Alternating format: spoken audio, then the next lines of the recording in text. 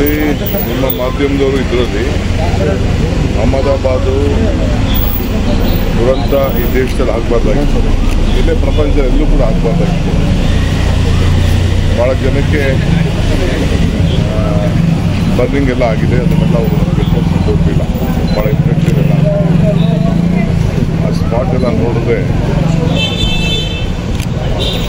ಇನ್ನೂ ಸ್ವಲ್ಪ ಒಂದು 500 ಮೀಟ್ರ್ ಹೋಗಿತ್ತು, ಇನ್ನೂ ಸಾವಿರಾರು ಜನಕ್ಕೆ ತೊಂದರೆ ಆಗುತ್ತೆ. 2 ದೊಡ್ಡ ಬಿಲ್ಡಿಂಗ್ಗಳ ಮಧ್ಯೆ ಸ್ಟೂಡೆಂಟ್ಸ್, ಪಾಪ ವಿದ್ಯಾರ್ಥಿಗಳು, ಕೆಲವರಿಗೆ ಸ್ವಲ್ಪ ಕಡಿಮೆ ಇದಾಗಿರೋದು ಧೈರ್ಯವಾಗಿದ್ದಾರೆ, ಮಿಕ್ಕಿದವರೆಲ್ಲ ಇನ್ನೂ ಭಾಳ ಆತಂಕದಲ್ಲಿದ್ದಾರೆ. ಆ ಪೇಷಂಟ್ ಯಾರು ಉಳ್ಕೊಂಡಿದ್ದಾರೆ ಆತನಿಗೆ ಸ್ವಲ್ಪ ಮೆಂಟಲ್ ಆಗೋನಿ ಜಾಸ್ತಿ ಇದೆ ಅಂತೇಳಿ ಸಾಹೇಬರು ವಿಡಿಯೋ ಕೇಳಿ ಖರ್ಗೆ ಸಾಹೇಬ್ ಇಡೀ ಟೀಮೇ ಅಲ್ಲಿ ಬಂದಿತ್ತು.